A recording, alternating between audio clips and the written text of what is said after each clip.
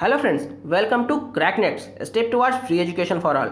आज हम लोग बात करेंगे हिंदी दिवस के बारे में। तो आइए देखते हैं। हर साल हिंदी दिवस हम लोग 14 सितंबर को मनाते हैं। ये कब से हम लोग मनाते हैं? 1953 से मनाते हैं। पूरे भारत में 14 सितंबर को प्रतिवर्ष हिंदी दिवस के रूप में मनाया जाता है। 14 सितंबर 1949 को संविधान सभा के बारे में आप जानते हैं।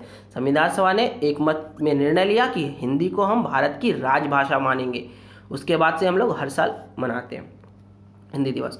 अब भारत की 22 मान्यता प्राप्त भाषाओं में से, भारत में बहुत सारी भाषाएं हैं लेकिन 22 मान्यता प्राप्त भाषाएं हैं संविधान के में, तो उसमें से हिंदी एक है और हिंदी अधिकतर उत्तर भारत के राज्यों में बोली जाती है।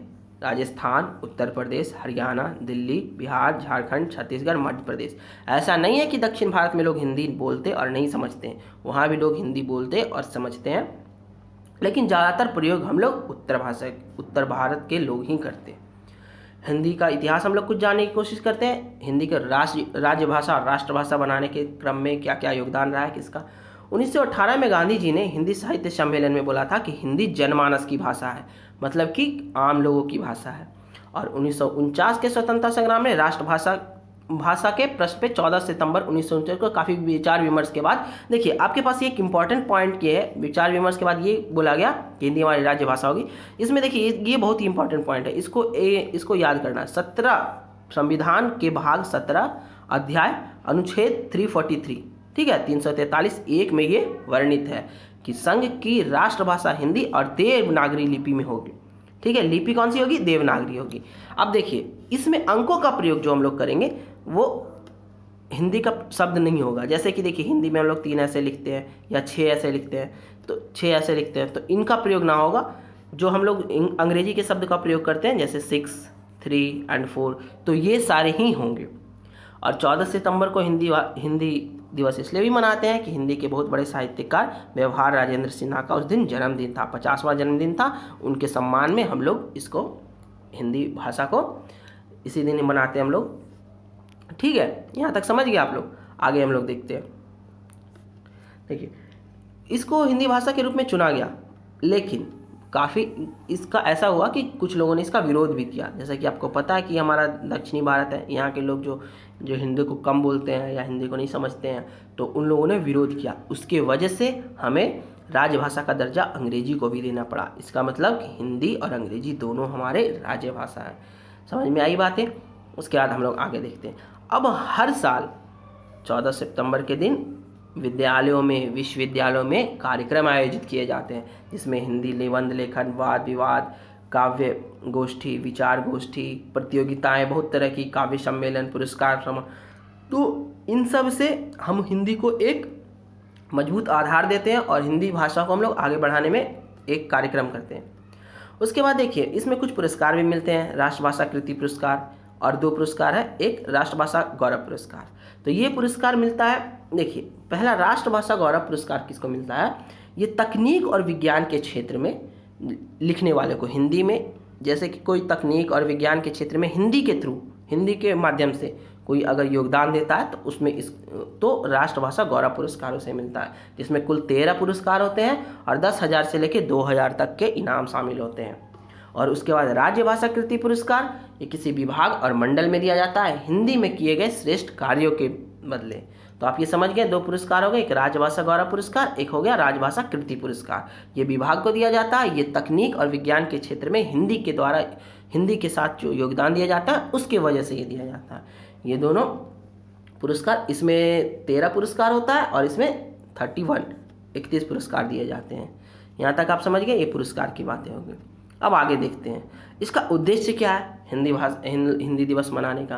तो इसका सबसे पहला उद्देश्य ये है कि अगर हम हिंदी का प्रयोग नहीं करेंगे तो इसका विकास अच्छे से नहीं हो पाएगा। तो हिंदी का विकास करने के लिए सभी जगह पे इस हिंदी दिवस मनाते हैं। उसके बाद सभी संस्थानों में या अंग्रेजी के स्थान पे हिंदी को प्रयोग करने की सलाह दी जाती है। आपको जानकर बहुत अच्छा आनंद महसूस होगा कि बहुत सारे स्टेशनों पे, बड़े बड़े स्टेशनों पे, जैसे मैंने खुद भी देखा है चेन्नई रेलवे स्टेशन पे, आपको एक बोर्ड पे लिखा मिलेगा कि आज का हिंदी का शब्द, मतलब आज के हिंदी का शब्द, वहाँ पे रोज़ एक हिंदी का शब्द लिखा जाता है जिसे लोग समझते हैं और बोलचाल की भाषा में प्रयोग किया था। ये आम जनता के लिए भी लिखा जाता है। वहाँ के ऑफिस के स्टाफ लोग ये काम करते हैं। ठीक है, तो ये हिंदी को बढ़ावा देने की एक पहल है। उसी तरह से आपको पता है कि जो जिस तरह से अंग्रेजी शब्दों का प्रयोग होते जा रहा है हिंदी के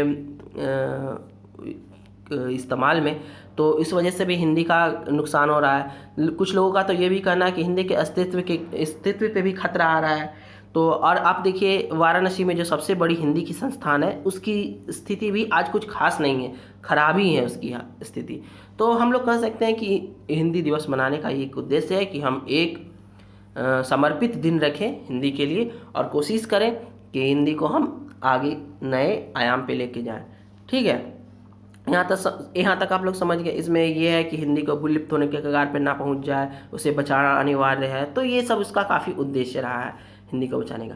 अब देखिए कुछ लोग हिंदी दिवस की आलोचना करते हैं, जैसे कि कुछ लोगों का कहना ये है कि अगर हम एक दिन हिंदी दिवस मनाते हैं तो लोग क्या करते हैं, सिर्फ उस दिन ही हिंदी का प्रयोग करते हैं। इवन लोग क्या करते हैं कि हिंदी दिवस की बधाई और हिंदी दिवस का वो ग्रीटिंग्स या जो भी उसको बोलते हैं हिंदी दिवस का संदेश लोग अंग्रेजी भाषा में देते हैं। ये तो और ये है उसका हिंदी दिवस का और हिंदी का अपमान जैसा लगता है कि हिंदी के शब्दों का प्रयोग भी हम अंग्रेजी में करते हैं और ये केवल सरकार को दिखाने के लिए ऐसा रह गया। तो इस तरह से हम ये कह सकते हैं कि हम ज़बरदस्ती किसी पे थोप रहे हैं और लोगों का इसमें खुद का इंटरेस्ट काफ़ी कम हो गया है और लोग यहाँ तक ये कहते हैं कि इसको मनाना और ये एक मजाक उड़ाने के जैसा है। ठीक है, तो अगर हिंदी का जो रही सही भावना है, जो रही सही अस्तित्व है, वो भी नहीं समाप्त हो जाए इसकी वजह से जो आलोचक हैं हिंदी दिवस के वो ऐसा बोलते हैं। अब आइए हम लोग हिंदी से जुड़े कुछ तथ्य के बारे में जान लेते हैं। जैसे कि देखिए हम लोगों ने कुछ शब्द अंग्रेजी के अपने हिंदी में उतार लिए हैं, जैसे स्टेशन, या मैं भी काफ़ी शब्द ऐसा प्रयोग कर रहा हूँ, यूज़ कर रहा हूँ। देखिए यूज़ हो गया, जो अंग्रेजी के शब्द हम लोग हिंदी में यूज़ करते हैं, प्रयोग करते हैं। तो उसी तरह से हिंदी के भी कुछ शब्द हैं जो हम लोग अंग्रेजी में यूज़ करते हैं, जैसे अवतार, बंगलो, जंगल, ये सब हिंदी के शब्द हैं। गुरु, योग, गुरु, ठग, हठ, ये सब शब्द हैं जो हम लोग यूज़ करते हैं। ठग है ये, तो ये सारे शब्द को हम लोग अंग्रेजी में यूज़ करते हैं। और उसके बाद देखिए भारत देश की सबसे पहली हिंदी कार्यालय भाषा बिहार में है। और आपको एक जानकर ये गौरव महसूस होगा कि मॉरिशस, फिजी, सुरिनाम कुछ ऐसे देश हैं जहाँ पे अभी भी लोग हिंदी बोलते हैं। और 7 भाषाओं में से एक वेब एड्रेस बनाने के रूप में भी हम लोग हिंदी को यूज़ करते हैं। 7 भाषाओं में से एक जिसमें वेब एड्रेस बनाने के रूप में। तो हम लोग कह सकते हैं कि हिंदी भी काफ़ी ऐसी भाषा है जिसको हम यूज़ करके गर्वान्वित महसूस कर सकते हैं और ज़रूरत है इसे आगे बढ़ाने की। और 1975 से हर साल मतलब विश्व हिंदी सम्मेलन आयोजन शुरू हुआ, जिसमें हिंदी को पूरे विश्व लेवल पे आगे बढ़ाना है। आपको पता हुआ अंग्रेजी और चीनी के बाद पूरे विश्व में तीसरी भाषा है हिंदी। तो हिंदी भी हम लोग एक गौरवान्वित भाषा है, हिंदी को भी कम नहीं आंकना चाहिए। आजकल के समाज में आप देख ही रहे हैं कि अंग्रेजी भाषा का प्रयोग ज़्यादा होता है, लोग उससे अच्छा फील करते हैं और हाई क्लास सोसाइटी समझते हैं। तो ऐसा नहीं है, हिंदी को भी हम लोग को बराबर वैल्यू देने की ज़रूरत है, बराबर सम्मान देने की ज़रूरत है। आगे देखिए हम लोग देखते हैं कि हिंदी भविष्य में विलुप्त होने के कगार पे हो सकती है, ऐसा लोगों का कहना है। तो इसको ऐसा ना हो उसके लिए हमें आगे कदम बढ़ाना है। ठीक है, और बहुत सारा हम लोग आ रहा है अंग्रेजी का शब्द है जो हिंदी में आ गया है, तो वो भी एक अच्छी बात नहीं है। हिंदी के लिए हिंदी अपना असली अस्तित्व खोता जा रहा है। और कुछ लोग ये भी कहते हैं कि हिंदी अपने ही घर में दासी के रूप में रहती है और काफ़ी उदासीन है लोगों का हिंदी के प्रति। और देखिए ये हमारे लिए एक काफ़ी दुखद बात है कि हम लोग संयुक्त राष्ट्र यूनाइटेड नेशन ऑर्गेनाइजेशन संयुक्त राष्ट्र संघ में हिंदी को भाषा नहीं बनाया जा सका है, नहीं मान्यता मिली है।